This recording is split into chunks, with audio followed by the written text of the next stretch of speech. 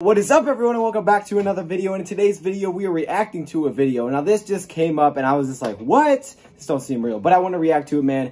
I guess, DeMarcus Lawrence? Who is this? Is this DeMarcus Lawrence? I can't remember who it is. Okay, I forgot the title. It's Lawrence. He's talking about Matthew Stafford, and I guess he compares him to Dan Marino. Like, oh, snap. I have to react to it, y'all, because, you know, this is kind of crazy.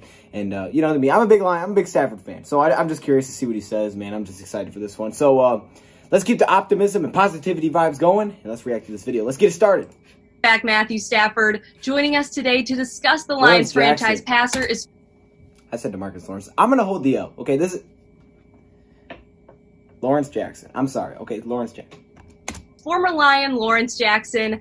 In a radio interview Tuesday morning, you compared Matthew Stafford to Dan... Hold up. My guy's sitting in front of the earth. Hold up.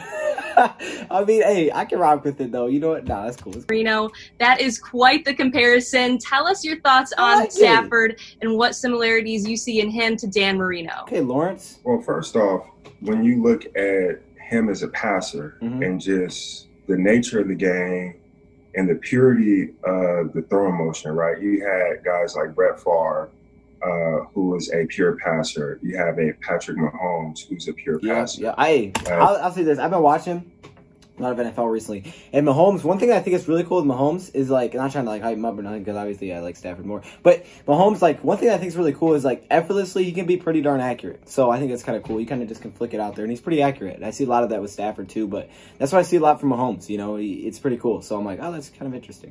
Just point it out. Dan Marino is one of the most pure passers of all time, based off. I don't remember. I didn't watch it. I've gathered and hearing people. Okay, this last time I stopped, I'm sorry, y'all. Look, I wasn't alive for Dan Marino. I didn't really watch Dan Marino, but I know a lot of people look at him as one of the best ever. So that's really all I know. So I'm just gonna leave it out there. Okay, I'm sorry for pausing. Let's back up a little bit. I won't pause again. My bad. Gathered and hearing people speak, and when you compare numbers, I know for a couple of years when Matt was going over 5,000 yards and stuff like that, people were statistically comparing him to Drew Brees. Well, Drew Brees is not as smooth or as natural of a passer as Matthew is. And, you know, I've never seen Matthew struggle to hit a pass in terms of distance, velocity, or anything like that. I'm sorry, I have to pause again. That's something about Stafford, man. He has that rocket arm, and we know that, man. Stafford can be walking back, flicking like that, and that thing is a rocket. Also, Drew Brees is a little short, so sometimes he has to kind of look up. So I think that's a little bit. But yeah, Stafford's got a rocket.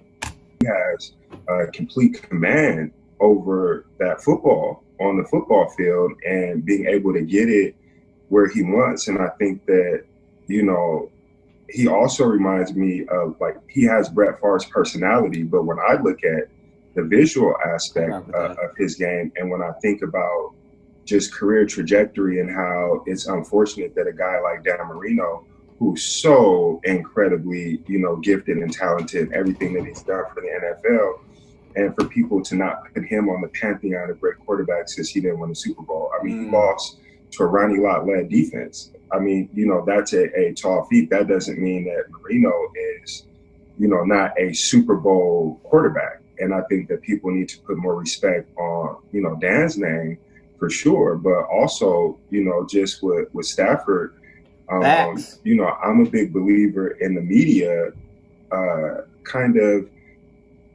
mislabeling athletes. And when you look at stats, you see a Drew Brees, a Peyton Manning, Aaron Rodgers, but, you know, people like Tony Romo, Jay Cutler, those are really good quarterbacks. You know, from a defensive end perspective, somebody who can stand in the pocket, throw the ball, make all the throws. They're elusive. They can run. Matthew has all of those, and he's tough as nails. I mean, when you have an offense that's based around passing and everything is not really geared to be fully efficient, and you're still producing at that clip, I mean, that's phenomenal. And I think looking at Stafford, it's easy to project, like, oh, if, you know, he had this coach or that coach or this or that, he could be this. And I think that that's a healthy exercise to do, because his talent and what he's able to do is different from, you know, what's happened performance-wise. But when you look at the sub pieces of it, you see greatness. I mean, I challenge anybody to put a highlight tape together of Matt's greatest throws against any other great quarterback in the NFL and NFL history and tell me he's not one of the greatest. Woo! He just hit you with that. Okay. Okay, my guy Lawrence. Hey, man. I know some of y'all like making the highlights essentially believe the hype. You might have to do that for it. You might have to. You know, because every time I'm watching Stafford, and these aren't even highlights, he started the no-look passing, all right? And maybe he didn't start it, but he was doing that. He does it too. All right, so let me just point that out there. But, man, I love it, man. This was some good stuff. This is a good take. It's a good take. Now, again, I didn't get to watch Dan Marino, so I know some of you guys did. Let me know in the comments below if you actually got to watch Dan Marino. Not highlights, but, like, live. Like, if that was something that you, you know, you can remember watching. Like, what was that like? Like, how great was he? You know, would you find any comparisons there? Because I really don't know.